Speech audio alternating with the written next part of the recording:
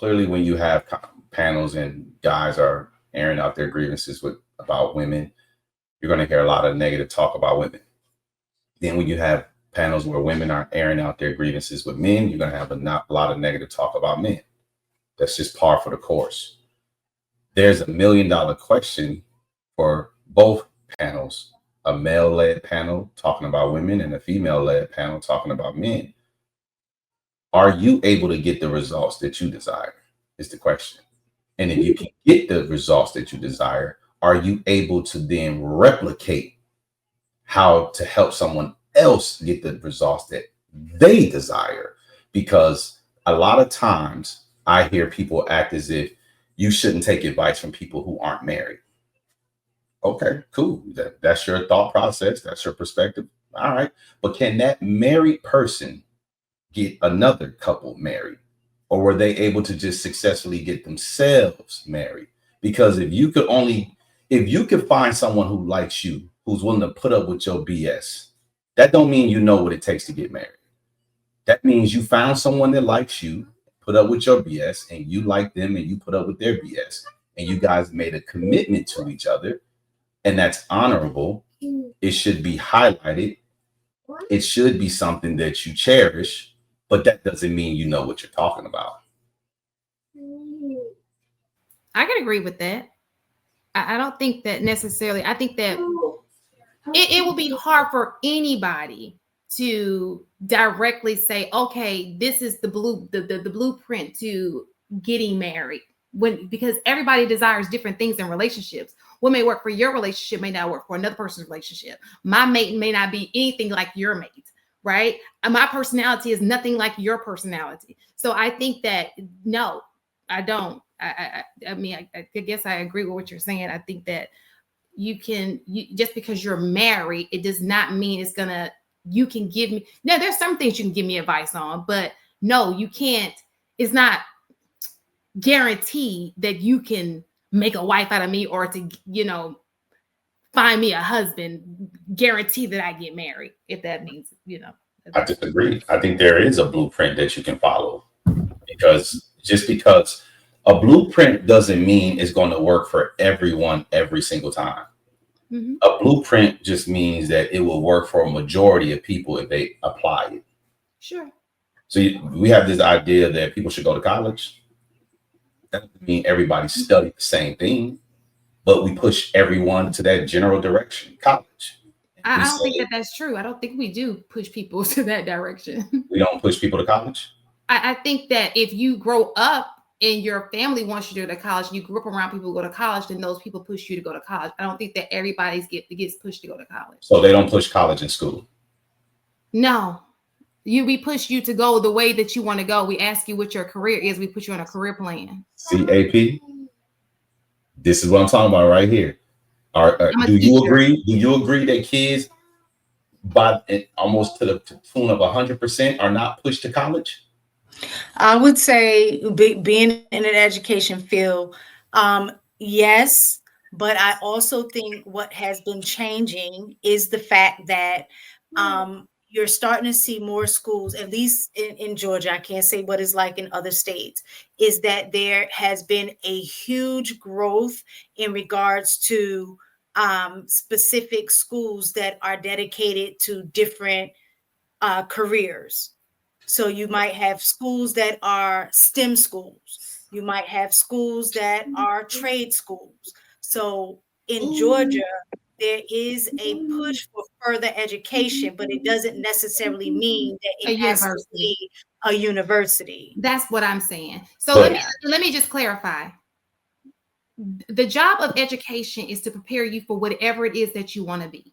Some people at the age of 11th grade, 10th grade don't even know what they want to be. They may wake up one day and be like, I thought I wanted to be a plumber, but I actually want to be a doctor. But if we just put them on the plumber path, guess what? They can't be a doctor. So what we do is we expose you to everything, so that just in case one day you wake up and change your mind, you don't have to start from 8th grade. You've been exposed to everything, because we know that people change their minds. Okay. So we just give you a foundation. Now, what you do with that foundation is up to you, because even if you go into a trade, you still got to pass a test.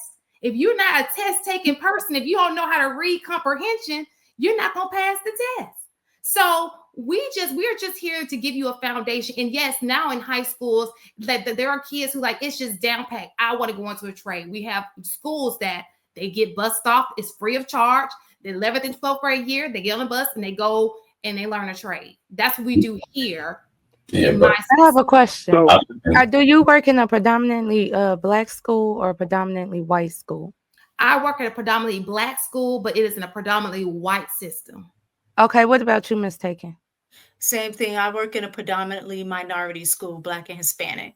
So the reason why I asked is because when I was going to school, I spent half of my high school in a predominantly Black school, and I spent half my school at a predominantly white school.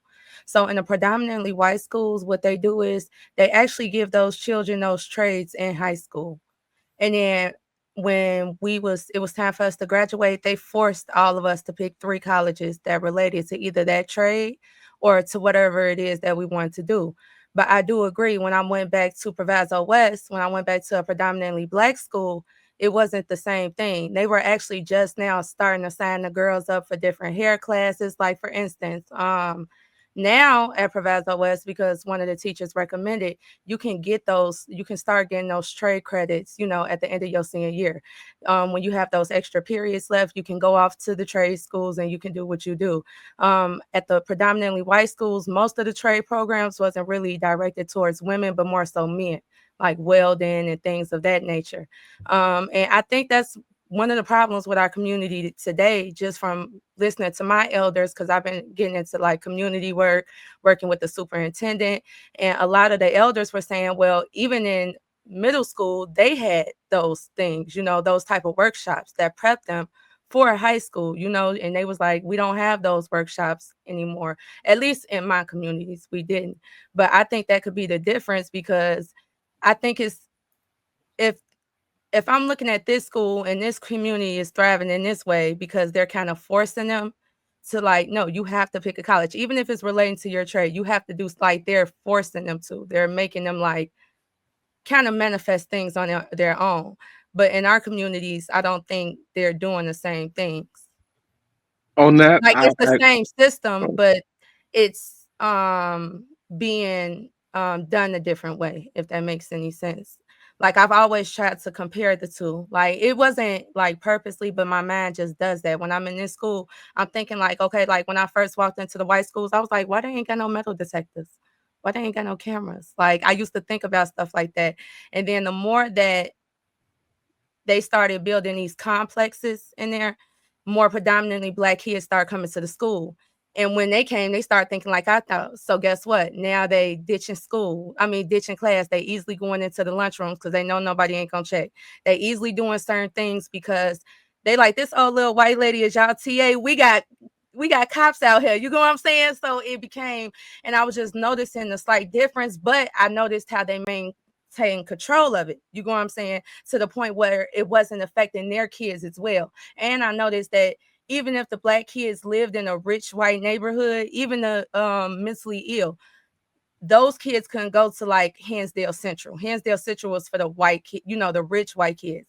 But the ones who was like mentally stable and all that other stuff, they would go to, Hansdale, South, where the Black kids were allowed to go. But I was still noticing how they made sure that what we did didn't spill into their community, if that makes any sense. So what county are you? Because I mean, you do know that education is led by the state, and then even the counties make a difference. Which county are One you? is Cook, and then the other one is DuPage. And where is this located? Illinois. Oh, Illinois. Well, I live in Atlanta.